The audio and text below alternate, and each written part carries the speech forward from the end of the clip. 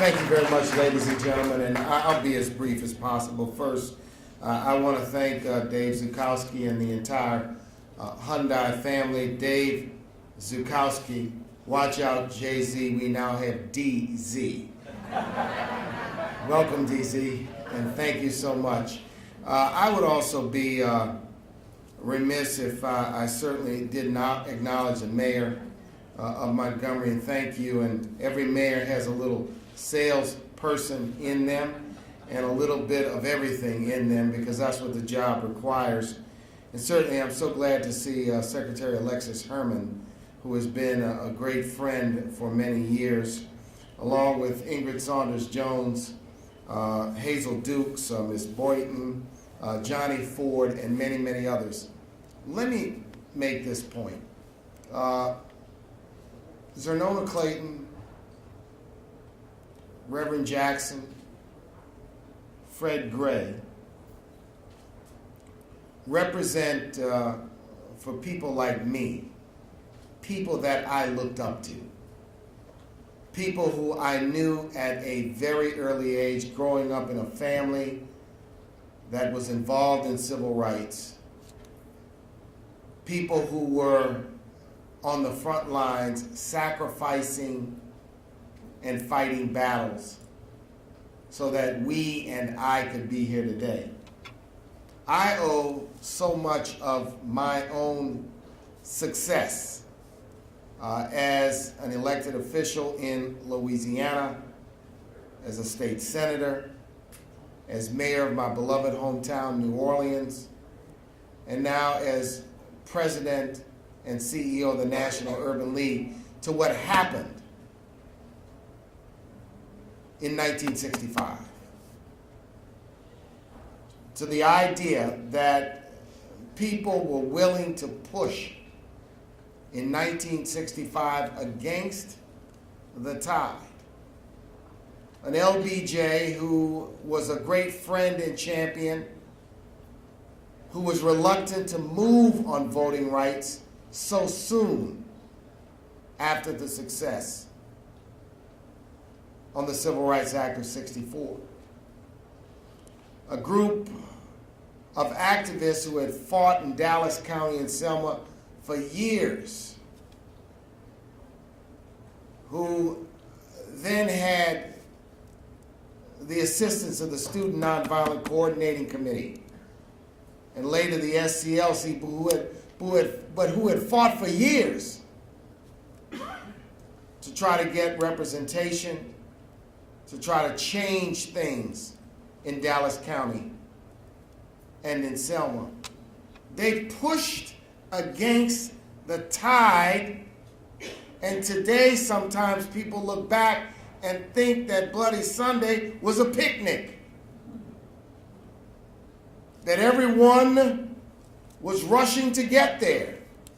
Not that those that showed up demonstrated courage, a willingness to put their jobs on the line, the willingness to perhaps stand in the face of not only violence from state troopers, but also from a mob of people who were assisting the state troopers and the sheriffs at that time. So I just want to say thank you to the men and women who made Selma 1965 a defining moment in American history. A defining moment. I owe them that very important thanks, and I think I speak for many and speak for a generation who says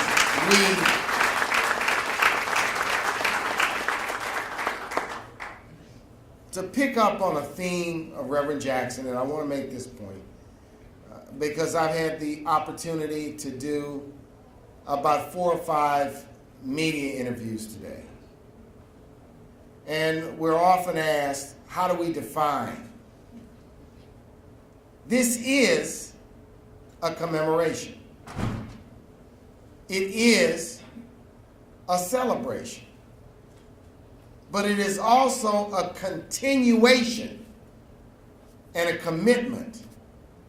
The reason why it's got to be a commemoration and a celebration, because but for us thinking of it that way, we would be saying that those efforts were in naught 50 years ago.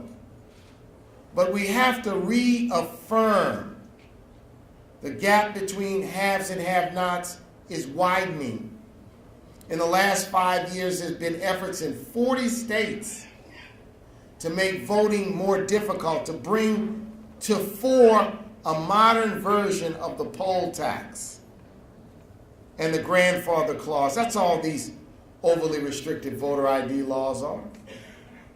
They're just an old tactic wrapped in new clothes. But that's happened in 40 states. Ferguson, Missouri, a Justice Department report that condemns that city. And again, I have been asked, is it isolated or not?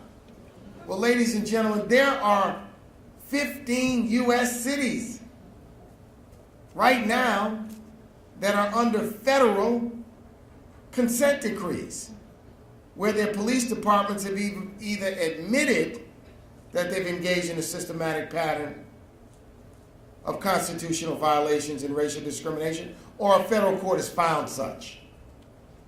We're living in times where if we come here to Selma and only commemorate and celebrate without a commitment to continue, then this time we spend here will not have been as purposeful as it should be.